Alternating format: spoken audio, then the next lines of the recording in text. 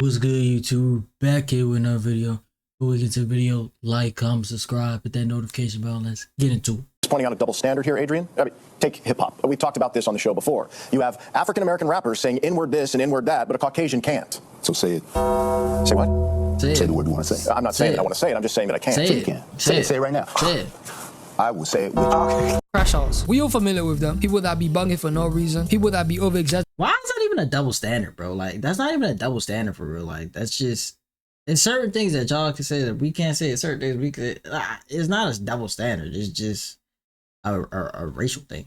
Certain scenarios and just be taken out of context 99% of the time. Shit, I crashed out when I saw that Switch 2 games were £75, fam. Are you mad, bruv? That's like a whole shift at work. And with the whole cost of living crisis we got out here in the UK, you're trying to get me to spend that to play Mario Kart, which is a game you can only play online. Suck your mom, bro. What are you talking about? But for real though, crashing out is an art. It's amazing how some people's first reaction to anything is to start moving like Grog from the cruise, or for them to throw the quickest tantrum possible like their power levels rising, or they're going 0 to 100 like they from Obstacle. I will say though, people take crash out like out of context to me. Like, crashing out is literally you crashing out and like ruining your fucking life. Like, crashing out is just not you getting angry and like responding to somebody. But a lot of crash outs are low-key justified. I mean, most of the time these men are just acting out after carefully warning people or just asking politely. And as your host of today's video, I'll be sharing and telling you why these were all reasonable crash outs, starting with the man himself, John Walker. And before I even talk about this man, look at the glaze he's recently been getting with the success of the Thunderbolts movie. It's times like this I think that as a Marvel fan myself, I actually sometimes question the community because they were hating on this man for no reason. Don't get it twisted. I'm guessing that you man are finally recognizing peak.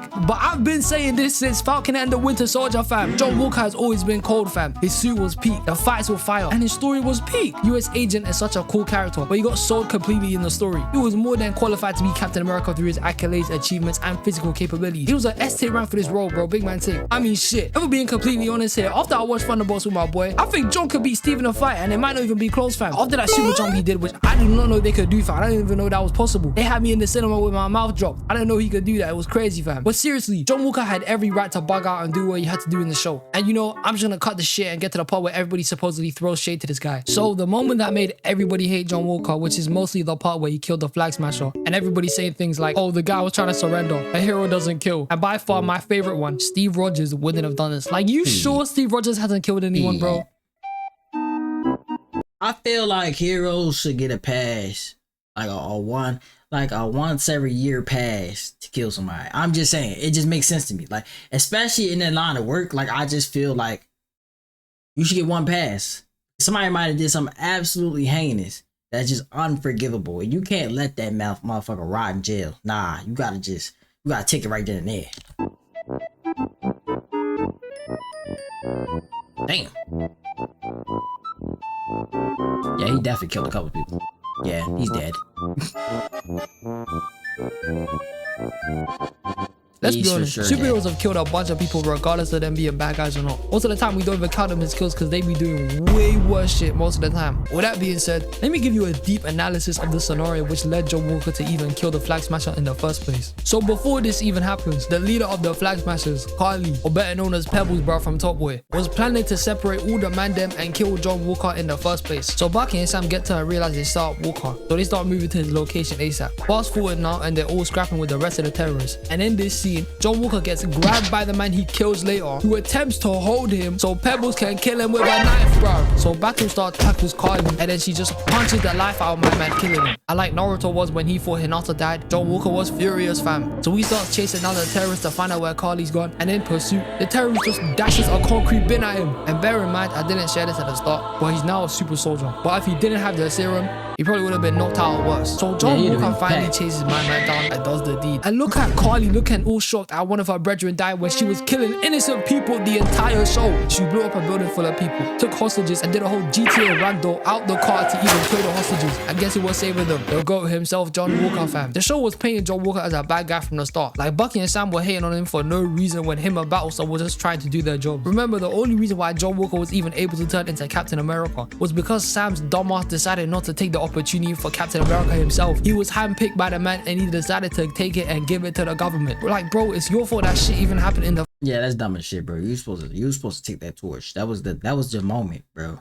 and you just in. Nah, that's crazy. First place, and Bucky would just hate him because he wasn't Steve. He was up there gobbling Steve shit so bad that he couldn't see that somebody else would have eventually picked up the mantle of Captain America, and instead of being a comrade and a friend, he just became a hater, bro. And by far, this is the worst version of Bucky in the MCU, fam. His trim is shit, bro. His barber don't mess him up, fam. Don't get me wrong, John Walker definitely had his flaws. Like right after he killed the Flag Smasher and started scrapping with Bucky and Sam, he was low-key trying to kill them. I'll be honest, he was crazy here. But that doesn't take away from the fact that he was treated poorly by other superheroes. Yes, John Walker was working for the government, and Bucky and Sam weren't. But that doesn't mean you give the guy mistreatment. That was just mad unprofessional. Especially from unks who've been in the game collectively for like 100 years. What the hell is wrong with you two? The type of treatment these two were given Walker and Battlestar was something Steve would have never done. And they were both mentioning his more than ideals significantly in the show just to never be behind it themselves. And another thing going back to Carly was when Sam was out here saying she wasn't a terrorist, acting like he didn't know the type of shit she was doing. The writing in this show was so twisted. They tried to justify Carly's actions so much more and practically painted John Walker as more of a villain to some people. How is that even possible, bro? I'm happy that John Walker is finally getting recognized for how cool he is now with how cold the Thunderbolts movie was. But even before this, Marvel fans were just hating on him because he wasn't Steve. And fans act like Steve was a golden boy, like he wasn't throwing his shield at 70 miles per hour and shooting a bunch of people. Marvel fans are so delusional, bro. You were holding on to John Walker's kill like Iron Man didn't murder a bunch of terrorists in his movie. Like remember, before John Walker became US agent, he killed one person as Captain America. One person, fam. And it wasn't even someone special. It was a terrorist who was about to get him murdered. People hate on John Walker need to jump off their high horse, man, for real. But John Walker is a sick character, and I'm happy people are starting to jump on that opinion. Thunderbolts was such a cold movie, and as a Marvel fan, I can say we're back, fam. For real though, the John Walker hate was never justified, and his crash out killing the Flag Smasher just made sense in the moment. Fans were just hating at this because he wasn't Steve, and just because the writers want you to dislike a character shouldn't mean that they're actually unlikable. I feel like though that's like a side effect of somebody playing a role so great, because like Steve definitely played that motherfucker for years great. So when he finally got like the boot, when he finally got retired, like it's hard for people to readjust to the same character but like a different person. Like it's hard to do that shit. Like it would be the same with like Iron Man. That's why they brought Iron Man back, because like nobody could play Iron Man. Like that shit, that was strictly Robert Downey Jr.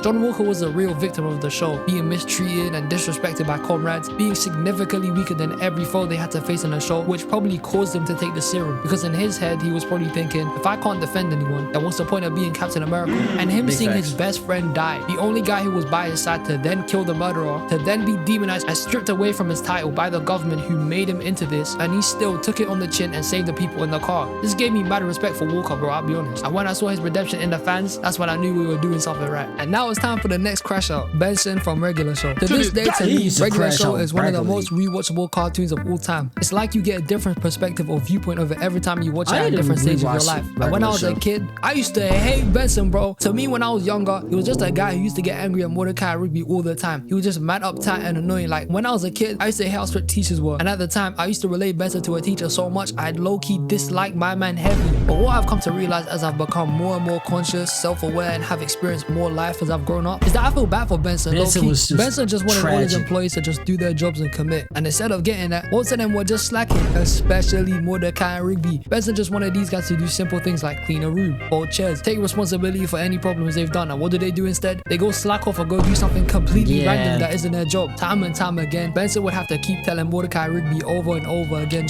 why ain't he just fired them? If you thinking about it now, like if this is real life, you could have just fired them. Just to do their jobs, which isn't something you should be telling two grown-ass men to do. They should just be doing it instead. Benson would have to always lash out and start raging at these men, and they got so bad at one point, Pops had to tell him to stop yelling at Mordecai Rigby or else he would be fired. And Mordecai Rigby were taking a piss out of this and took advantage, which literally caused Benson to turn into the sun and started destroying the park. Benson has showed time and time again he just wanted Mordecai Rigby to do their jobs, and we all know every time he threatened to fire Mordecai Rigby, he was never gonna fire them. He only said that so he could push some sort of urgency and get them to do their job. But instead of doing their jobs, they'll just go on some random side quest that destroys the park 99% of the time. Like if I was Mordecai Rigby's manager, I would be tweaking out as well, fam. These guys never took their job seriously. Benson never asked him to do any complicated shit. All he would ask him to do were baby chores we were all doing at like 9 years old. And instead Mordecai Rigby were treating us like it was the hardest thing to do possible. Benson's anger and rage towards his employees is the most justified point I've made in this video, because it's not only that he's their boss and that it's his responsibility responsibility to hold them accountable you're not to even their asking jobs them to do and make sure nothing. everything gets done. But it's also the fact that Benson cares about his employees. Like I mentioned earlier, time and time again, he's wanted to fire Mordecai Rigby. Like he literally says this every episode. And he did fire them in one, but they quit anyway, so don't even count. Just didn't work out for these men. But majority of the time, Benson just says it as a threat so they can do their jobs. Benson has a soft spot for Mordecai Rigby. At the time, Mordecai was depressed about Margaret and he told Mordecai to go speak to Margaret to get closure. By the time he helped Rigby to pass a foreign language class to graduate high school. And he even helped save them in the stick hockey episode after he got rid of it because Mordecai Rigby yet again didn't do their jobs. But by far the saddest moment of Benson is the episode where Mordecai Rigby destroys a car and Mr. Mailer puts the responsibility of that on Benson or else he's gonna fire him. So he has to go drive all the way to the dealership all day to get there. And Mordecai Rigby sneak their way onto his car, and since Benson has driven out too far already, he agrees and lets them stay with him to drive to the dealership. And during the drive, they start chilling and having fun. And there's even a moment where Benson tells Mordecai Rigby the reason why he gets mad at them all the time is just because he wants them to do better and push them for that. Benson then hands them the responsibility to keep driving since he's gonna take a nap. And Mordecai Rigby decides to take a detour, drive into an arcade and spend all night at the arcade. And then we just get this sad scene from Benson. I'm about to lose my job. You may not care about keeping your jobs, but I care about keeping mine. Yeah, this was a sad if I scene. lose my job, I have nothing. Do you hear me? I have nothing. All Benson wanted to do was get these men to take their job seriously, do better in their lives, make something of themselves. But instead of that, they just messed up. They just messed about, which slowly had repercussions and problems toward Benson since he's their manager and takes responsibility for any job or work they haven't done yet. I mean, Mordecai Rigby most of the time will complete a task or something, but it's normally at the cost of something else. Like when Benson, who was very extreme for this, I'm not gonna lie to you, hired a bounty hunter to find his car, and Mordecai Rigby stole the car to fix the window they broke, which eventually caused the bounty hunter to just blow up the car, but the glass stayed. Like that's a piss take, I'm gonna be honest, fam. But for real though, if we're keeping it 100, for us adults now that used to watch regular show when we were kids, probably sympathize with Benson a lot more now, as we ourselves have grown and gained a lot more responsibilities and realize way more now. Mordecai Rigby were in the wrong most of the time. I really and truly, they should have been fighting a long time ago, bro. I'm not gonna lie to you. And now for my final crash out. And before I even enlighten you on why this person was right for getting angry, I'm gonna paint a picture for you so you can get the most out of this explanation. We all most likely have somebody in our lives we hate. It's deep in our bones, deep in our hearts. I'm talking about when you hear their name, you get furious, fam. You just start raging with envy when they start winning and you don't. And you weren't always like this. You and this person used to be friends, comrades, something like brothers. People couldn't separate you two sometimes because of how close you were. But then they betrayed you. They let you down in your darkest hour. They fumbled when you needed them most, and after that moment, you vowed to never trust a human soul like that ever again. Now I want you to take all the anger I've just held to resurface and throw it at Dinkelberg and scream it with me. Bun Dinkelberg, man. Everything in Mr. Turner's life was ultimately horrible because of Dinkelberg. The weather was horrible. Dinkelberg. His tie didn't match his shirt. Dinkelberg. The Turner household ran out of milk. Dinkelberg. And when I was younger and used to watch Very Odd Parents, often I just thought that Mr. Turner was a hater. However, I have some strong evidence here which justifies the hate against Dinkelberg. In the episode where Timmy goes back in time, we can see his parents. And before Mr. Turner was with his wife, she was close to Dinkelberg. Now I know that's a relatable feeling when you see fine shit but they already with somebody else. That shit gets me heated for real. Not to mention, Dinkelberg is a huge rage baiter. This guy would spend time out of his day to go bug and annoy Mr. Turner on. I ain't gonna lie, he would legit pop up and be like, yeah, I got this. He would just be talking about some shit and then he'd just pop up and be like, oh yeah, I just bought this. Like, yo, where the fuck you come from, cuz? Like, what's up with you, yo? Some dumb shit. Whether he used to show off him being rich or even just come to his house for no reason to gloat and be passive aggressive. We all know what it's like to be rage baited by that one person who consistently does it to the point we all fall for it. And Mr. Turner was getting this done daily from his childhood all the way to when he became a dad and was raising Timmy. Dinkelberg was consistently baiting this man and it was working. He even convinced Mr. Turner to try and kill this guy several times. Believe me, if I could wake up tomorrow with Toon Force and blow up my enemy, I probably would. I'll be honest. As peaceful as I am, I hate some brothers, but we ain't gonna go into that. But to get real here, I'm sure the hate Mr. Turner had towards Dinkelberg was just because he was jealous of Dinkelberg for having no kids. And the Dink in Dinkelberg stands for dual income, no kids. And that's how they're so rich compared to the Turners who can't afford half the stuff the Dinkelbergs be buying. And that's probably why Mr. Turner carries some hate for Dinkelberg in the future. Also, nah, I would hate it. I would just hate a nigga that constantly be gloating for no reason. Like, I ain't asked for none of this shit. Like, why you keep coming around me like this? Then you was like, you was with my girl before for a minute. You've been flexing on me for years.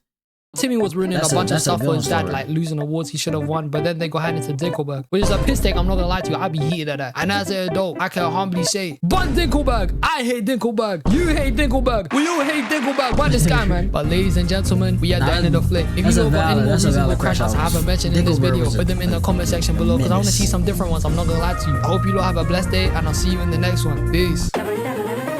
To Morocco. I got pretty women showing titties like I'm Flacco. I came in a hard top, I'm still in the drop.